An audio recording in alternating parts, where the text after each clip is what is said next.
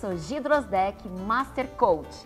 E hoje eu trouxe uma pessoa super especial para falar de neuromarketing, o mestre Felipe Nasser. Olá, Felipe. Olá, Gi, tudo bem? Obrigado pelo convite, prazer estar aqui contigo. Eu que agradeço. Quando eu te convidei, eu falei ainda para você que era um assunto super especial, que é fantástico. Então eu gostaria que você falasse aí para o pessoal de casa, que é um assunto muito novo ainda no mercado, né? Explicasse para o pessoal o que é neuromarketing, de onde veio, por que surgiu, enfim, dar uma aula para o pessoal entender que esse assunto é maravilhoso mesmo. Legal.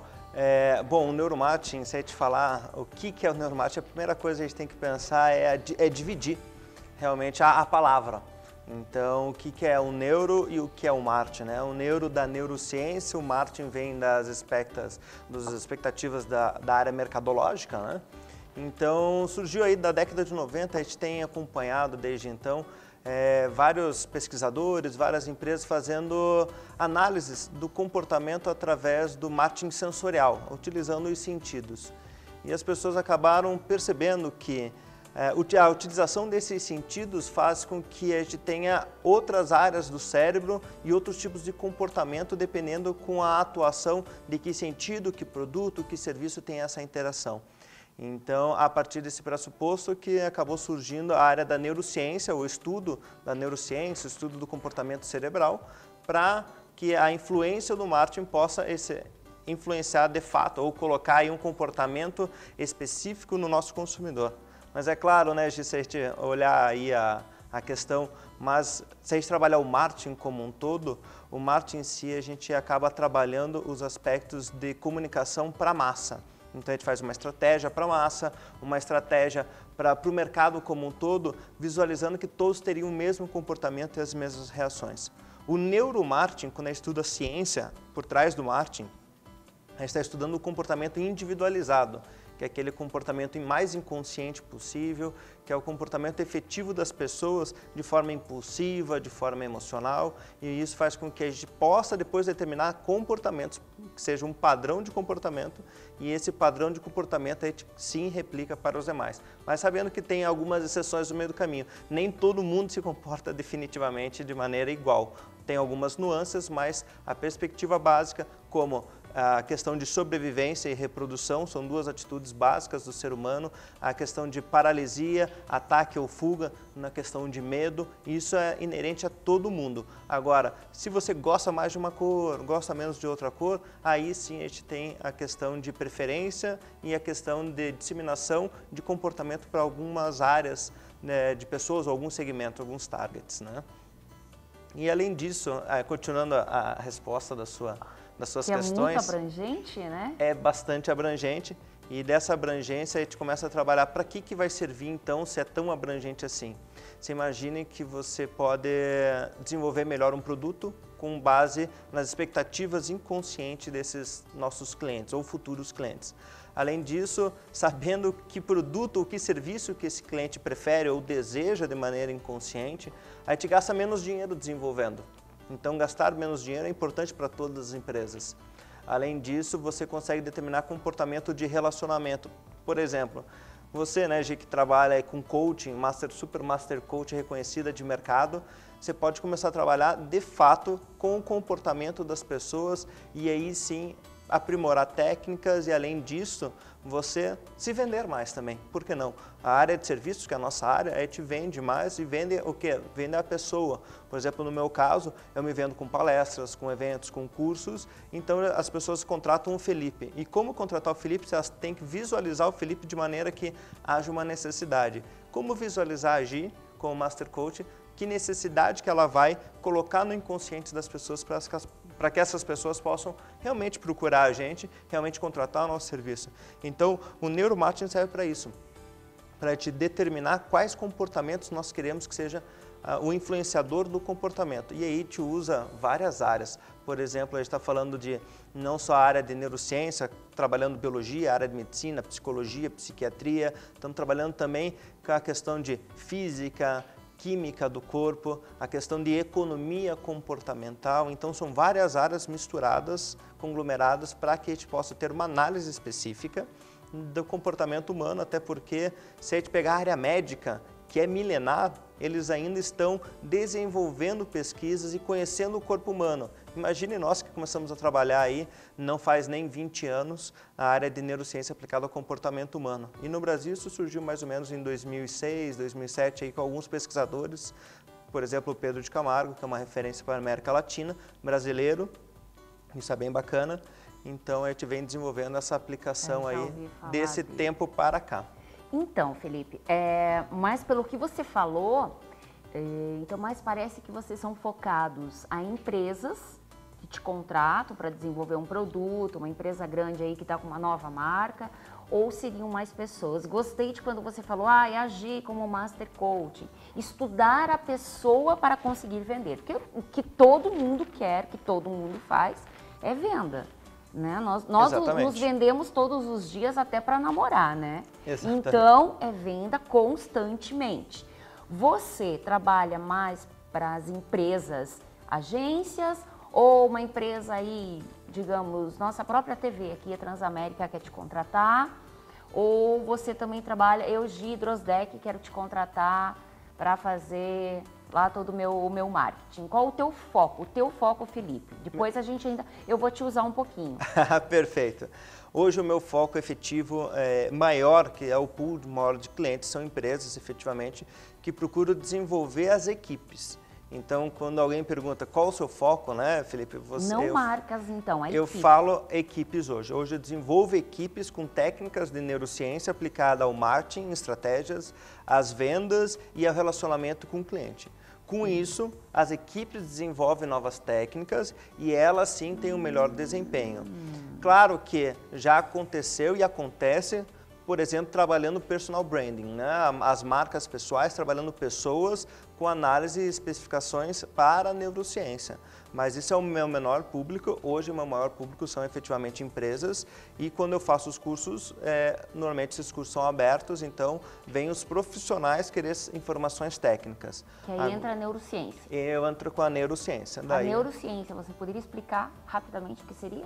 Para o pessoal entender que nós estamos falando de neuromarketing e neurociência? Perfeito. Quando a gente fala de neurociência, a gente está falando sobre a ciência neurológica. Então, quais são os fatores que influenciam aí as interações químicas, físico-químicas dentro do cérebro e essas interações físico-química, física e química, a gente está falando de eletricidade, de química, neurotransmissores, por exemplo, e o que isso influencia de fato dentro do nosso comportamento, porque cada palavra que a gente fala, cada gesto que nós fazemos ou cada ação que efetuamos no final, isso gera um impacto emocional nas pessoas e gera um impacto de ativação em áreas do cérebro. E essa ativação que a neurociência hoje, aplicada à nossa área, efetivamente, que estuda. Então, a gente estuda quais áreas do cérebro são mais impactadas e dessas áreas do cérebro, a gente sabe que determinadas áreas são responsáveis, por exemplo, pela fala, pela interpretação, pela criatividade, pelo processo imaginativo,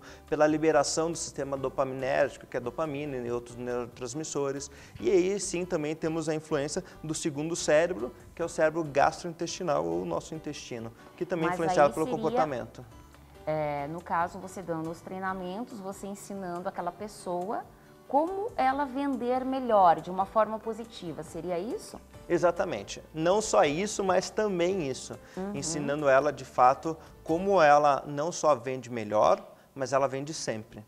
Porque se ela usa técnicas novas, porque o mais do mesmo todo mundo faz. Sim. Né? Então as pessoas ensinam como vender mais, como um atendimento de qualidade, isso todo mundo faz, uma premissa básica de quem está na área de vendas, por exemplo.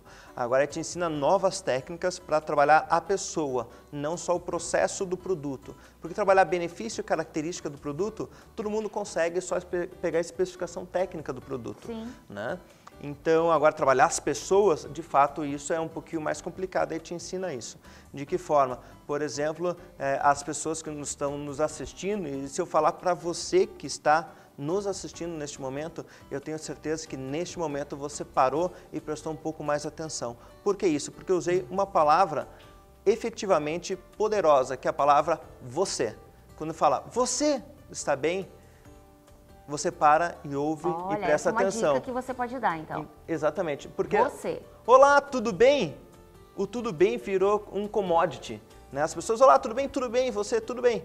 Mas você está bem? Isso eu faço sempre nos meus treinamentos, nos meus cursos, inclusive nas palestras, seja ali com 50, 100, seja com 2.000 pessoas. Agora você vai ter que dar está todas bem? as dicas. Daí eu sempre pego uma pessoa da plateia e pergunto, você está bem? As pessoas param, opa, como assim? Não, você está bem, eu quero saber se você, como pessoa, sua vida, você está bem, está se sentindo bem? As pessoas ficam estarrecidas, porque como assim a pessoa não me conhece e está se preocupando comigo? Sim, eu estou me preocupando com você. Mas aí você está dando um treinamento lá para 150 pessoas. Como que você cumprimenta todo mundo? Eu cumprimento de forma generalizada. Eu Com falo, olá, tudo bem? Olá, pessoal, tudo bem? Como vocês estão? Porque eu estou na frente e eles estão sabendo que eu estou comunicando com todos. Mas chega num ponto que depois, olá, tudo bem com vocês? E eu pego uma pessoa que está um pouquinho fora do contexto, às vezes um pouquinho com uma característica facial um pouco mais triste, ou está desatenta naquele momento. E eu faço questão de pegar ela e falar, você está bem? Porque daí os outros vão prestar atenção. E ela se sente compelida, opa, ele está se preocupando comigo? Como que funciona isso? A partir do momento que eu me preocupo, eu criei uma ancoragem emocional. E a partir daquele momento, ela especificadamente vai prestar muito mais atenção em mim no que eu falar. Então, eu aumento o poder de fixação da memória dela. Olha só, pessoal. Então, são pequenas técnicas. É isso que eu gosto, de trazer dicas valiosas para que você use em casa. Em casa, no trabalho, enfim. E eu quero saber mais dicas, Felipe. Agora sim, com essa dica super maravilhosa de você, adorei. Vou colocar nos meus cursos também.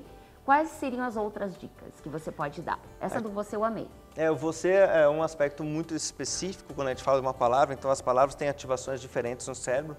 E só para deixar bem claro, cada palavra não ativa uma área do cérebro, mas ativa várias áreas do cérebro, então é uma composição. Por isso que é tão difícil estudar neurociência aplicada ao comportamento humano ou estudar o cérebro no contexto geral. Sim. Mas o que eu sempre falo para os meus alunos, para os meus clientes é, primeira coisa, se preocupe com o que eu me preocupo, ou se preocupe com o que você, o cliente, se preocupa.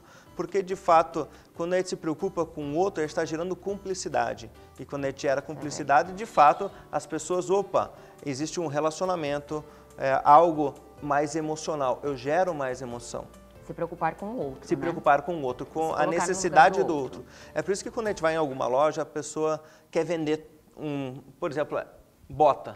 Né? Eu vi uma menina de bota hoje pela manhã, então vender uma bota. Vai numa loja de calçados, a pessoa, olha, tá bonita a bota, quer te oferecer as melhores botas, um preço mais alto, porque dá um corpo mais na comissão dela.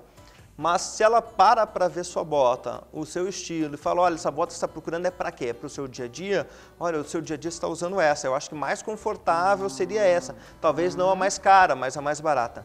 E olha só que interessante, eu estava indo para Aracaju esses tempos e parei no aeroporto de Guarulhos e um rapaz me abordou. Eu vi, achei fantástico. E o rapaz me falou assim, vem almoçar aqui hoje. E eu estava procurando realmente o horário do almoço, estava procurando algo para comer. Eu ia comer um lanche. Ele veio comer aqui comida japonesa e eu não sou muito de shoyu, porque eu tenho uma intolerância a shoyu. Então, o que aconteceu? Ele falou, mas tem frango aqui com salada, uma cumbuca grande. E olha só, eu quero fazer que você gaste pouco, porque eu sei que quem está no aeroporto está viajando e está gastando muito dinheiro. Então, eu me preocupo com o que você vai comer e eu quero que você economize. E eu falei, meu Deus, esse menino não fez meu curso e está vendendo o que eu vendo. Exatamente. Que é vender a questão emocional, a ancoragem. Porque as pessoas estão preocupação, né? Porque aeroporto a gente gasta bastante mesmo. Gasta. E ele é lá preocupado. Nessa brincadeira, eu comi no restaurante dele, um excelente restaurante, higiênico, eu prezo pela higiene, né? Então, higiênico, a comida estava muito fresca e eu dei uma dica para ele. Por exemplo, lá no restaurante, quando a gente vai oferecer algo, as pessoas são táteis, palpáveis e visuais, então tudo tem que ser bonito. Ele veio, eu falei, quer beber uma coisa? E eu acabei pegando uma cerveja, uma long neck. Eu falei assim, olha, como é uma cerveja, você acha que eu vou querer mais de uma cerveja? Ele provavelmente está um pouco o calor aqui, você deva querer mais uma ou duas. Eu falei, sempre quando você oferecer uma cerveja, dia quente, por que já não vem com um baldinho e traz mais uma junto dentro do gelo e fala assim, ó, você não precisa abrir, essa daqui não estamos te cobrando, mas eu vou deixar aqui porque se você tomar já está muito gelado para você. E o que o esperto fez? Trouxe um baldinho com não mais uma, mas mais duas cervejas. E você tomou as duas? Eu tomei duas, não três, né? Eu achei um pouquinho demais as cervejas, mas eu tomei a que eu tinha pedido e ele trouxe um baldinho com mais duas dentro. E eu tomei mais uma sem pedir, eu simplesmente falei assim, pode abrir para mim essa daqui? Abriu e eu continuei tomando como se fosse na minha casa. Então, são influências comportamentais, ou seja, oferecendo a possibilidade do cliente pegar, tocar e visualmente estar disponível. Claro que aí não colocou... preocupação, né? Preocupação. De não deixar, de não gastar, porque já tem aquele princípio, né, que o aeroporto gasta muito, é tudo muito caro. Eu cheguei a ver o teu vídeo, eu achei muito interessante, achei ele fantástico. E para quem queria gastar no máximo aí uns 35 a 40 reais, gastei 70 reais no meu almoço. Então, e feliz assim, ainda? Feliz, saí, paguei muito bem, saí falando, fiz o vídeo, divulgando a técnica que ele usou, que é uma técnica que a gente utiliza e incentiva as pessoas a utilizar na área de vendas ou na área de comunicação. E olha só que interessante, e paguei a mais. Então, assim, não é porque nós sabemos da técnica que nós não caímos na técnica, né? Sim, então, somos influenciados como todo mundo. Pessoal, eu vou ter que chamar os comerciais agora. Depois a gente vem com mais dicas valiosas de neuromarketing. E daqui a pouco também a nossa aprendiz. Até daqui a pouquinho.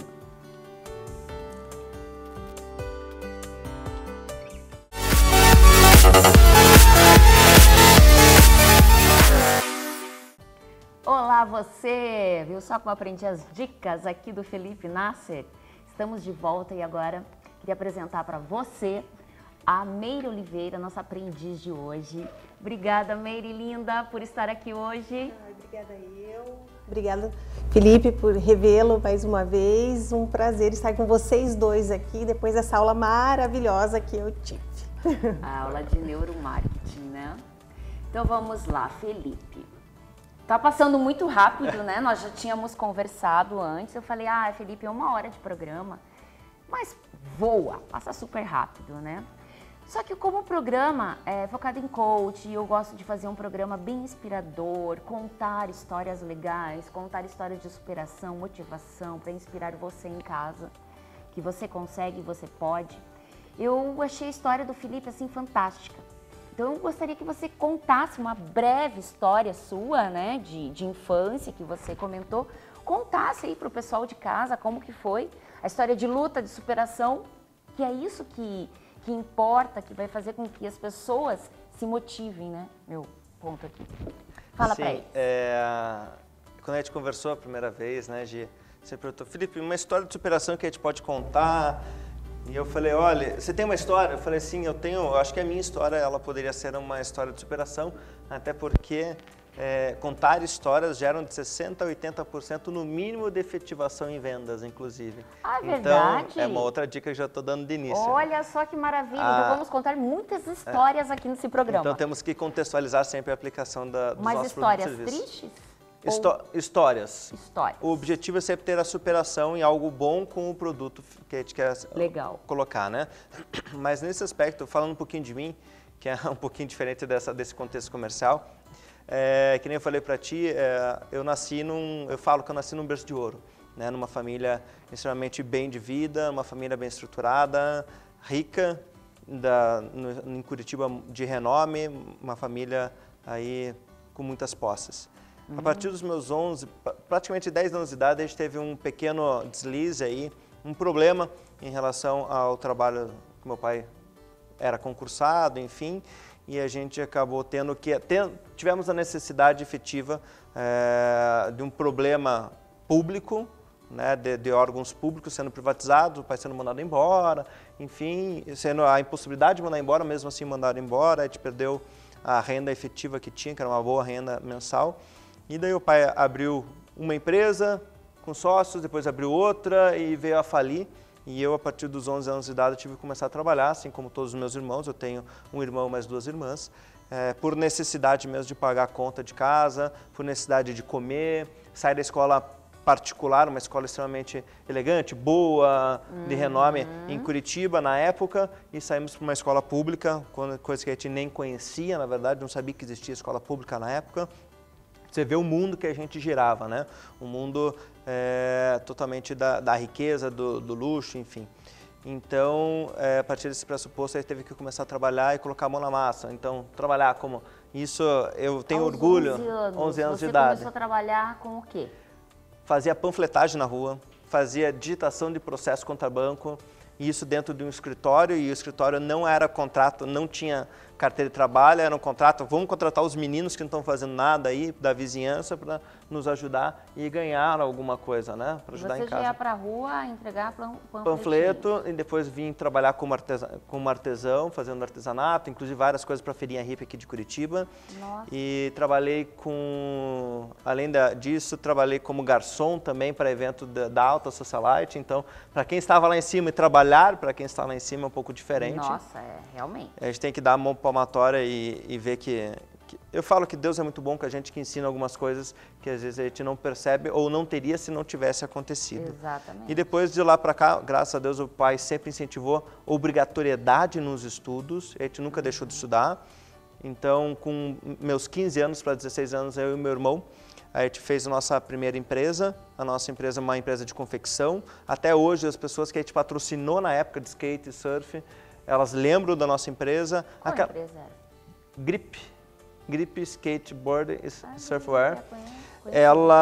A gente foi as primeiras pessoas efetivas no Brasil.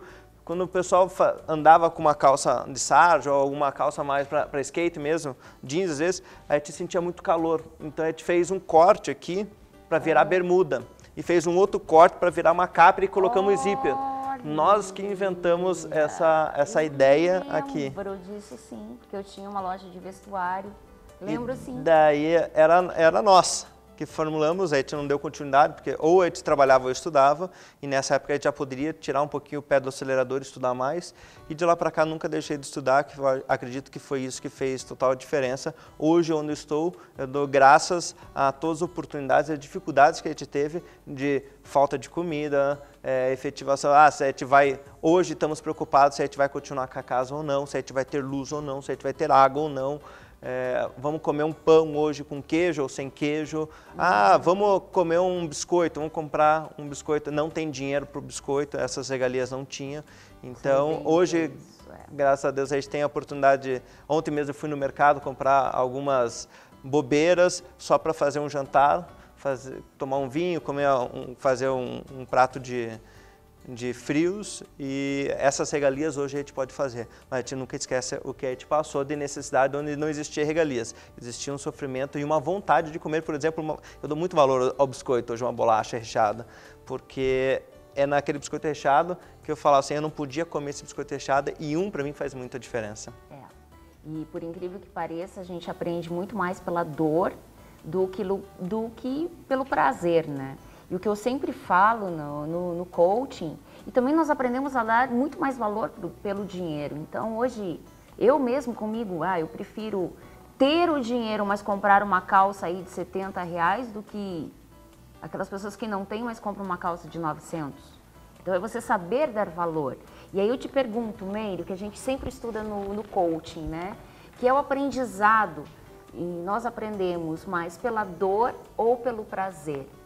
E o que você pode falar para o pessoal que está nos assistindo, que já passou por alguma dificuldade ou que está passando, né?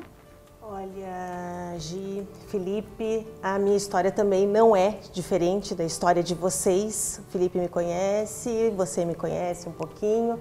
Também já passei todo tipo de dificuldade, inclusive fome. Então, é num biscoito que a gente valoriza, porque é na dor realmente que se aprende, né? Ou é na dor ou no amor. Mas nós, seres humanos, infelizmente, cheio de falhas, ainda continuamos e vamos evoluir pela dor. Então, não dá para desanimar, ter uma meta.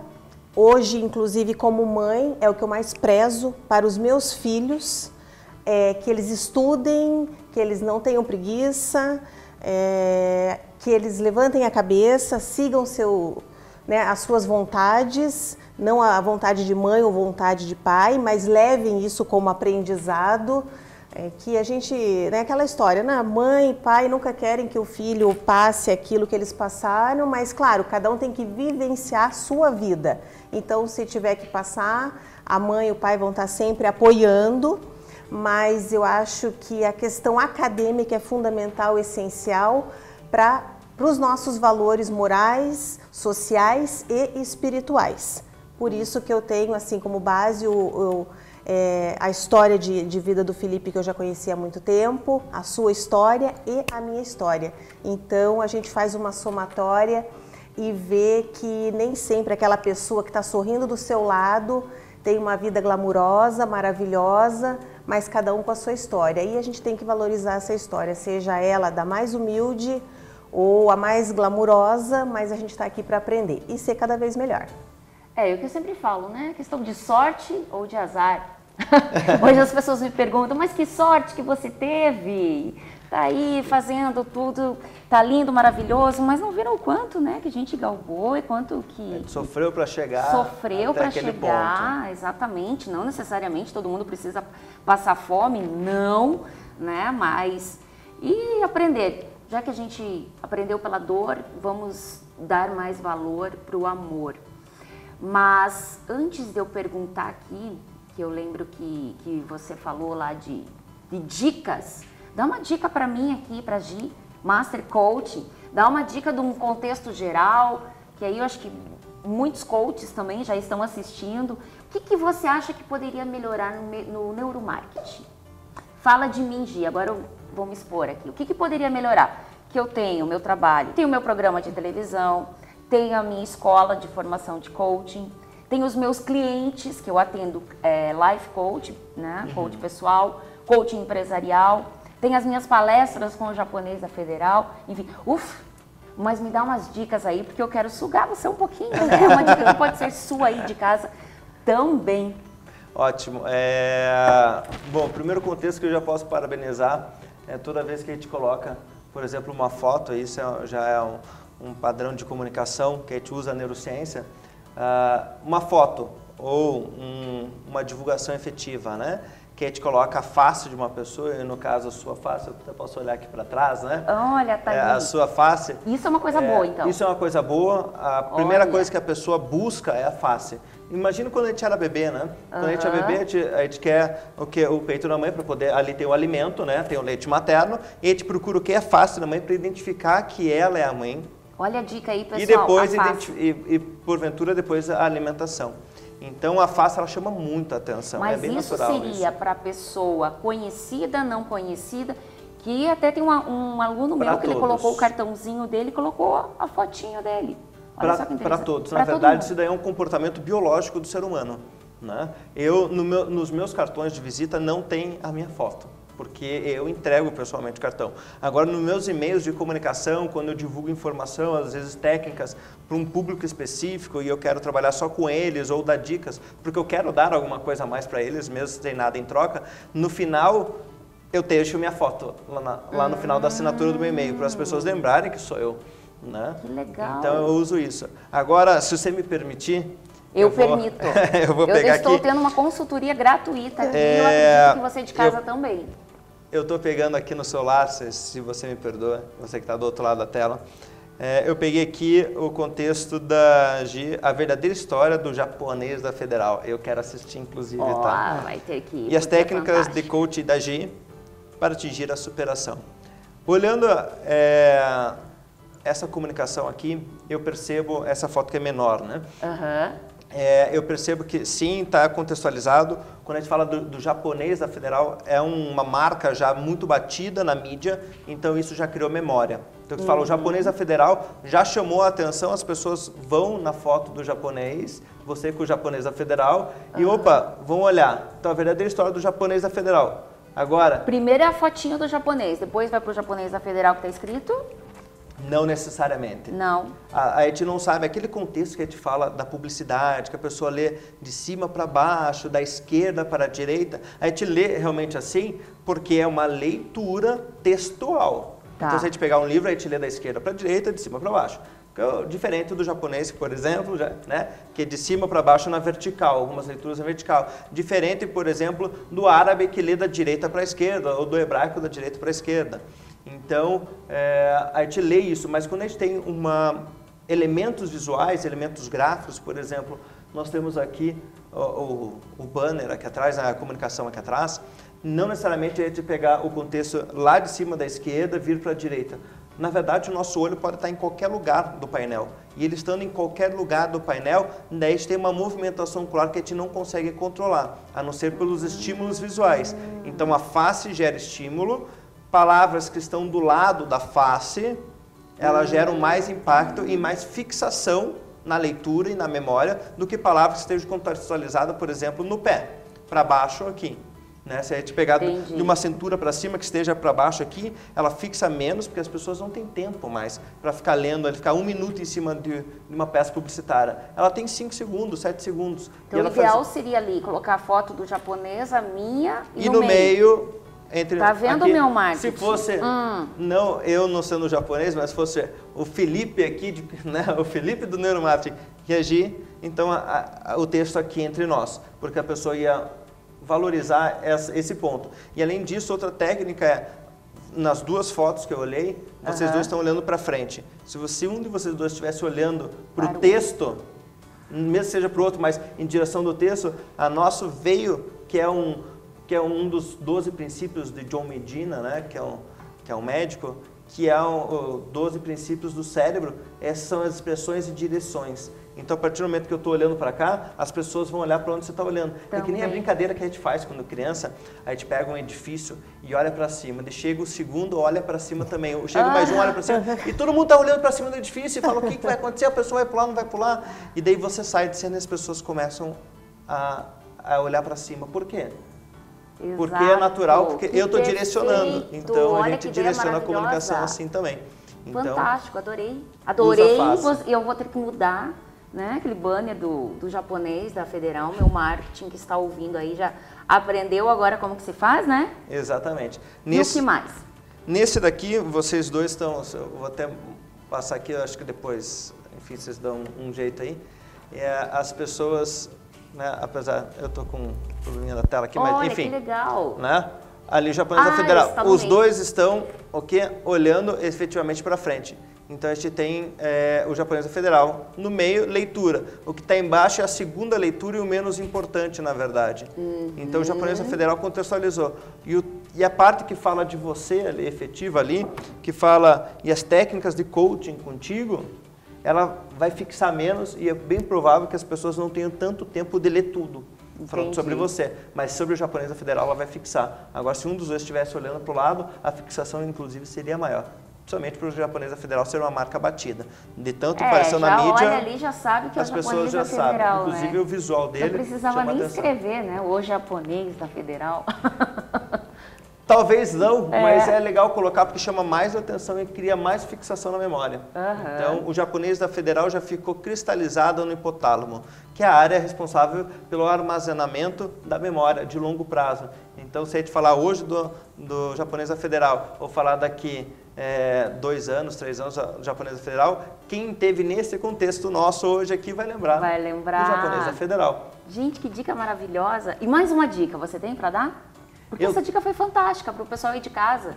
Eu vou usar essa dica de uma maneira diferente, inclusive. Eu vou me permitir como pesquisador e como escritor na área e como profissional um pouco de referência na área. Falo de referência porque as pessoas estão me consultando, chamam de referência, eu estou usando o verbete dessa comunicação.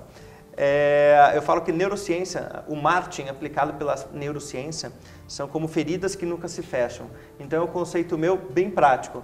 Primeira coisa, né, são cicatrizes da nossa infância. Então, quando a gente trabalha a nossa infância, a nossa memória, a gente está trabalhando todo o contexto comportamental. Isso serve também para a nossa área de coaching, porque as pessoas só têm determinados comportamentos porque elas foram doutrinadas ou foram colocadas em determinados momentos para que tivessem determinados comportamentos. Então, é uma doutrinação no final. Então, essas pessoas lembram como aconteceu na infância, para depois ela aplicar. E só a replicação de comportamento, porque a gente aprendeu isso e a gente segue um padrão desse comportamento. E o padrão é a cicatriz da infância, que é a memória de longo prazo. E a gente vai deixar para explicar um pouquinho mais dessas cicatrizes no próximo bloco.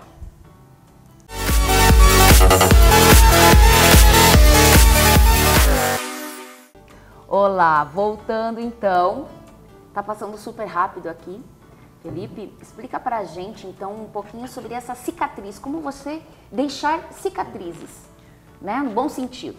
Claro, no bom sentido, porque a cicatriz ela é uma marca efetiva que a gente não esquece nunca mais, né? Então, quando a gente quer utilizar uma cicatriz, por exemplo, a gente tem que levar em consideração o que a pessoa já aprendeu, o que ela já aconteceu com ela. Então, cicatrizes fortes que remetam à memória efetiva são cicatrizes de impacto. Como fazer impacto na vida dela, como se fosse, por exemplo, o coaching. Né? Então, se a gente trabalhar com coaching, quais técnicas nós vamos usar, quais planos de ação nós vamos determinar junto com o nosso coaching para que ele tenha um resultado rápido. Ele tendo esse resultado, a questão ele vai ficar feliz momentaneamente, até porque depois ele quer resultados melhores. Sim. Agora, quando ele tem um resultado e você sabe desse resultado e você parabeniza ele e recompensa ele, não só fisicamente, mas emocionalmente ele, nesse resultado que ele teve, então você faz o quê? Você cria uma memória. Então, jamais vai esquecer que recebeu jamais vai um prêmio. Esquecer. Então, mas por exemplo, na marca isso, o que significaria? Porque você mandou um material que tem ali, inclusive, da Mesbla, né? Eu, pelo menos no meu tempo, tinha Mesbla, as pessoas não conhecem.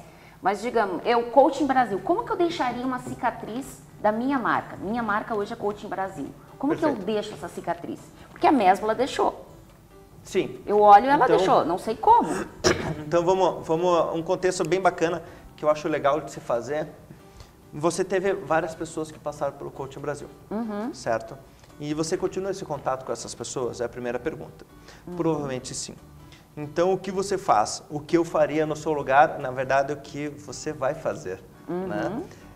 Juntar essas pessoas que já participaram dos seus eventos, dos seus cursos, das suas aulas, juntar eles num momento de confraternização, onde vai ter foto, filmagem, alguns drinks, enfim, alguma comida para poder, né, efetivamente, a pessoa estar num lugar como se fosse um happy hour, descontrair e gerar um relacionamento e registrar tudo isso. Uma vez registrado tudo isso, nunca mais se apaga. Você passa para elas o registro.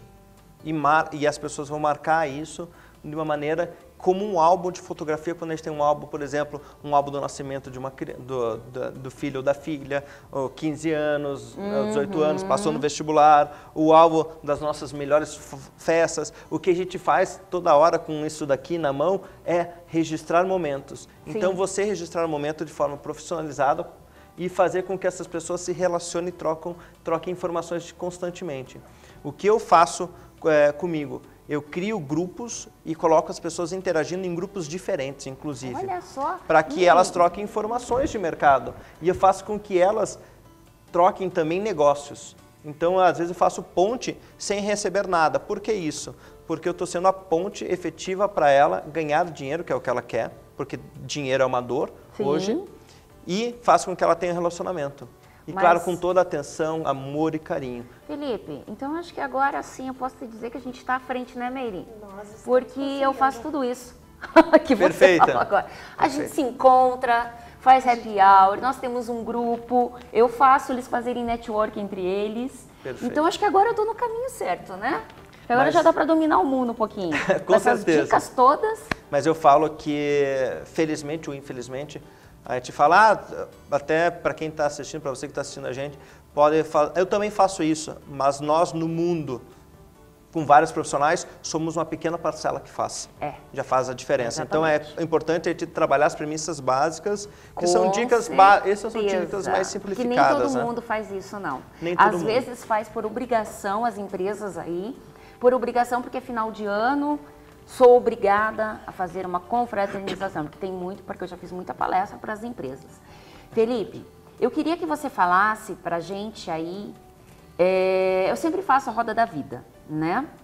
E como hoje o assunto tá indo demais, eu queria que você falasse, contasse para nós, porque você desenvolveu uma roda da vida diferente, uma roda da vida para criança.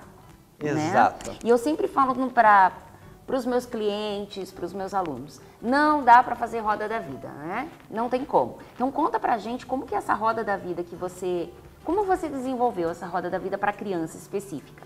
A primeira coisa foi um grande desafio, até porque na época do meu mestrado que eu fiz nos Estados Unidos, eu consultei o pessoal da ONU, o pessoal da Unicef, global, Brasil, enfim, e consultei vários governos, e o governo que estava mais à frente nessa área de estudos era o governo da Escócia, ainda o é, por incrível que pareça, a Escócia está bem à frente em linha de estudos. E o que eu vislumbrei? Como é que a gente pode desenvolver o ser humano de uma linha adulta ou naturalmente aí jovem, seus 16, 17 anos, ainda saindo da adolescência, entrando na puberdade e entrando na parte bem jovem, quase adulto. Que é bem complicado. E se a gente não remete à questão de memória, à questão de comportamento dessas pessoas quando elas eram mais jovens ou crianças efetivas. Então, como eu fiz isso? A gente não pode trabalhar com crianças de menos de 6 ou 7 anos no mundo, justamente porque a parte cerebral ainda está sendo maturada. Estamos no desenvolvimento biológico e físico da criança. Então ela não tem a racionalidade para poder fazer o efetivo da comparação de vários elementos que a gente faz, por exemplo, desculpa, da roda da vida. Então, de 0 a 10, vai ticando até o ponto que você acha que é o grau satisfatório. Ela não tem essa noção que é a satisfação. Então, o que a gente percebeu? Que existe uma possibilidade, sim, de desenvolver as crianças de maneira que ela visualize um processo cerebral de decisão, que é o processo da neurociência comportamental. Nesse intuito, a gente trabalhou com dicotomia. Então, a criança ela vai ficar feliz ou triste com determinados elementos que a gente vai colocar. São só os dois, ou feliz ou triste. Feliz ou triste, né? É que nem a gente brinca, feliz ou triste, alto, baixo, gordo e magro, né? Então, a gente tem sempre a dicotomia, sempre dois contrastes. E a criança entende esse contraste, isso que é o mais interessante. A partir do momento que ela entende o contraste, a gente coloca elementos visuais para ela escolher se ela está feliz ou triste. Então, para vários elementos ou para várias áreas da roda da vida, por exemplo, se a gente falar sobre responsabilidades, o que gera responsabilidade? Qual o elemento gráfico ou elemento visual? Uma foto que fala que é responsabilidade. Desde que quando você olha e fala, isso aqui é responsabilidade, a criança entenda também que é responsabilidade. Que foto seria essa? Poderia ser? Uma foto de quê? De responsabilidade seria... Estudando? Aí eu tenho uma outra área que seria estudos, né, interação de colégio e estudo. Porque criança, normalmente, ela não sabe o que é responsabilidade. Porque a minha filha vive lista pedindo... de tarefas, por exemplo. Ah, tá. Porque minha filha vive pedindo, mamãe faz coaching comigo. Eu falo pra ela, não dá, filha, não tem como. Uma lista de tarefas seria um belo elemento visual, uma fotografia muito bonita e que você pode usar como termo de responsabilidades. E aí a gente vai jogando várias fotos e a gente fala que é engenharia memética, que é a engenharia do comportamento inconsciente. Então a gente joga várias fotos e vê o grau de adaptação ou o grau de retenção da informação positiva ou negativa. Olha, e a gente está falando aí da questão de feliz ou triste. Isso seria para uma criança até 10 anos de idade? Até 14? Até uns 12 anos de idade funciona bem. A partir dos 12, 13 anos a gente pode entrar no contexto já de opções para ela. Então dar opções. Então a gente desenvolveu também uma outra técnica da roda da vida, não utilizando aquela tradicional, que é de 0 a 10, a gente utiliza uma outra esfera usando a metodologia SAM, de Peter Lang, de 1978, adaptada ao nosso contexto atual, onde as pessoas escolhem 9 quadrados e dentro desses quadrados existe um processo intervalar entre o quadrado sem nada e um quadrado que tem um bonequinho. Então a gente mede o engajamento das pessoas, que a gente fala que é o grau de excitação ou motivação dela, e a gente mede também o grau de contexto emocional. Então, se é positivo ou negativo. Positivo é felicidade, negativa é tristeza. E a gente faz mesmo com as crianças também, essa parte, dicotomia. Ocular. Não, a gente faz também manual com as crianças, de maneira que todo coach pode fazer. De maneira manual, usando a dicotomia e usando fotografias ou figuras, imagens. E isso o coach pode fazer, é uma ferramenta que você disponibiliza, porque a maioria das pessoas que assistem aqui também são coaches, que você faz aquilo por um aplicativo do ocular, né? A gente pode fazer também, que a gente fala que é prova e contraprova. Na neurociência, a gente precisa fazer uma prova, que é a pesquisa, e ter uma contraprova para dizer, está destoante ou não, deu certo. Então, a gente precisa fazer 2 experiências para ter o mesmo resultado. E daí, quando usa o eye tracking, por exemplo, que é o movimento ocular e a dilatação da pupila, aí sim a gente consegue visualizar o que a pessoa quis olhar de primeira instância nos primeiros 3 segundos, então primeiro meio segundo eu falo que é modulação ocular e modulação no inconsciente, e a partir disso mais 2,5 segundos, totalizando 3 segundos, é a questão de decisão inconsciente, impulsiva e emocional dela. A partir disso ela começa a pensar. A criança não pensa, por isso que a gente usa dicotomia.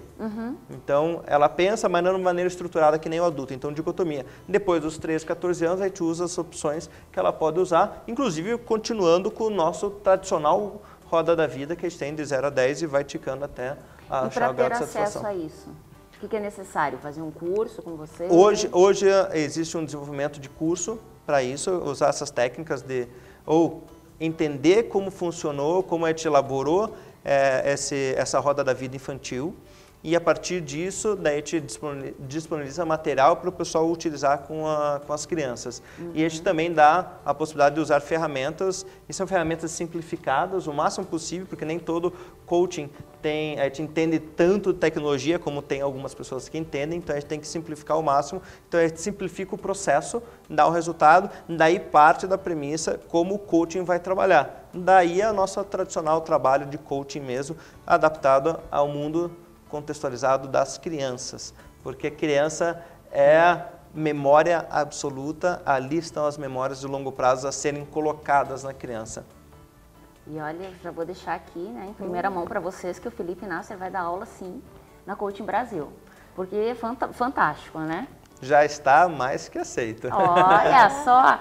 Meire, faz uma pergunta de coaching aí para o Felipe. Eu sei que você conhece, uma pessoa bem fantástica. Hoje o nosso programa foi bem diferente, né? Nossa, amei, perfeito. Foi maravilhoso, foi fantástico, mas diz aquela perguntinha, faz aquela pergunta bem chocante de coach para o Felipe. Na verdade, uma pergunta assim, digamos, mais de mãe, né? Com uma criança hoje de 12 anos, que você conhece, que você conhece bem. O que entraria, digamos assim, eu estou com as ferramentas do coach, digamos, adulto, Felipe. Aonde eu poderia estar trabalhando com o meu filho de 12 anos? Então, que é aquela transição de pré-adolescente, adolescente, tirando a Meire que você conhece, lidando com a mãe que você não tem o conhecimento. E isso é legal também para o pessoal aí de casa, que né, tem crianças pré-adolescentes, de 12, 10, crianças às vezes são mais evoluídas, começam. Eu espero que minha filha com 15 ainda seja um bebezinho, mas dá essa dica aí pra gente. É que dentro da aplicabilidade, qual que seria a minha dúvida? Porque eu tenho 2 filhos que têm avaliação de altas habilidades e superdotação. Então existe ainda muita mistificação. Às vezes como mãe, eu estou correndo atrás, eu estou estudando, eu estou buscando ferramentas hoje para primeiro trabalhar a mãe, para trabalhar os filhos, para trabalhar o conjunto, as pessoas de um convívio. Então, aonde você poderia estar me ajudando, em específico, com um garoto de 12 anos? Legal, a gente tem né, 2 situações aí atípicas, né, Meire? Atípicas que eu falo que não é a normalidade que a gente tem dentro do padrão. Que primeira coisa, os seus filhos têm identificação de superdotação, extremamente inteligentes, avançados em relação à faixa etária tradicional, então é um outro contexto. Mas vamos falar do padrão, certo, que provavelmente seja o normal do nosso mundo aí, ou da maioria das pessoas. As crianças, né? Elas parecem ser mais superdotadas, né? Na verdade, ela tem estímulos maiores do que nós tínhamos na nossa época. Então, essa quantificação de estímulos faz com que ela tenha um desenvolvimento biológico efetivo mais rápido. Então, eu conheço, por exemplo, um casal, eu falo que é um casal velhinho, um casal que tem 14 anos de idade cada um dos dois. É um casal hoje porque eles têm um filho de 3 anos. Então, eles tiveram filho com 11 anos de idade. Então, eu falo, brinca com o casal velho, eu vou fazer 34 e eu não tenho filho ainda. E eles com 11 já eram pais, né? Então a gente tem uma evolução, uma interação biológica mais rápida. Agora, como lidar com essa criança de 12 anos, por exemplo? A gente tem uma questão que, primeira coisa, que a mãe precisa entender. A mãe não é mais a heroína. A mãe não é mais a rainha, a mãe não é a referência mais do seu filho. Existe o respeito como referência de amor, carinho, maternal, sempre vai existir. Agora, a mãe efetiva, ela não é a referência de comportamento que o filho quer mais. Quem é referência de comportamento? São os colegas e são os ídolos. Então, ídolos aí, músicos, né, artistas de televisão, jogador de futebol, esses são os ídolos e essa que vai ser a referência de busca comportamental nessas crianças, sendo influenciado por seus colegas de convivência. Então eles são influenciados pelos colegas. Tem como retardar isso ou não? Se você... Porque a minha filha tem 9 anos, tá? Ela ainda... Até que idade?